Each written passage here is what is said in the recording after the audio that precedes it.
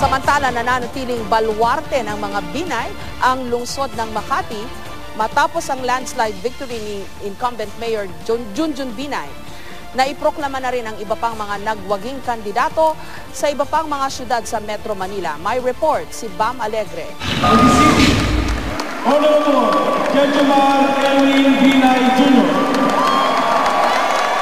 Tanghali na nang iproklama si re-elected Makati Mayor Junjun Binay. Malayo ang agwat ni Mayor Binay sa independent candidate na si Renato Bondal.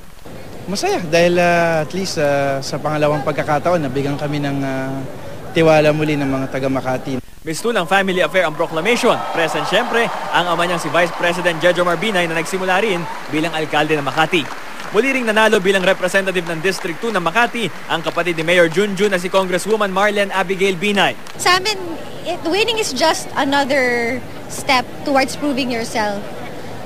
Ang isa sa mga nangunguna ngayon sa bilangan na si United Nationalist Alliance Senatorial Candidate Nancy Binay, hinarap ang ilang batikos at panlalait sa kanya sa internet.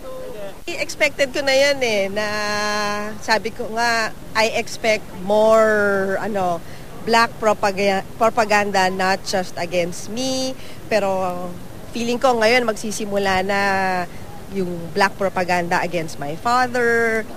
Sa gitna naman ng tagumpay ng pamilya Binay ngayong eleksyon 2013, sinagot nila ang kritisismong isa silang political dynasty. Kailangan tapusin muna natin itong eleksyon nito at magtrabaho. Sa loob ng 27 taon, isang Binay ang alkalde ng Makati. At kung pagbabatayan ng resulta ng eleksyon 2013, nananatiling baluarte ng mga Binay ang lungsod na ito. Nagwagi namang muli ang incumbent District 1 representative na si Monique Lagdameo. At ang incumbent Vice Mayor na si Kid Peña na dikit ang laban sa running mate ni Junjun Binay na si Marjorie De Vera. Sa San Juan, may bago ring termino si Mayor Gia Gomez. Naproklama siya kaninang umaga kasama ang Vice Mayor-elect na si Francis Zamora. Muli naman nakabalik sa politika ang Congressman-elect na si Ronaldo Zamora. May mensahe naman si Mayor Gomez kay dating Pangulong Joseph Estrada na nanalong Mayor ng Maynila. To our former President who is now the Mayor of Manila. And I say good luck and Godspeed. I know he can do what he has done for us in San Juan. He will do it in Manila. Sa Mandaluyong, muling mauupo sa pwesto si Mayor Benhur Abalos. Vice Mayor naman si Edward Bartolome. Tatayo rin kinatawan muli ng lungsod sa Kongreso si Neftali Gonzales. Sa Muntinlupa, wagi naman si dating Mayor Jimmy Fresnedi laban kay incumbent Mayor Aldrin San Pedro. Vice Mayor naman si Artemio Simundak habang nanalo muli bilang kongresista si dating Senador Rodolfo Biason. Wagi naman ang magkapatid na John Ray at Toby Chanco sa Navotas. Uupo si John Ray Chanco bilang mayor habang muling nahalal sa Kongreso si Toby Chanco.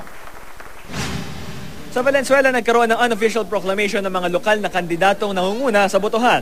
Mayor-elect si Rex Gatchalian, si Eric Martinez naman ang Vice Mayor-elect. Uupo naman sa Kongreso ang dating mayor ng Valenzuela na si Sherwin Gatchalian.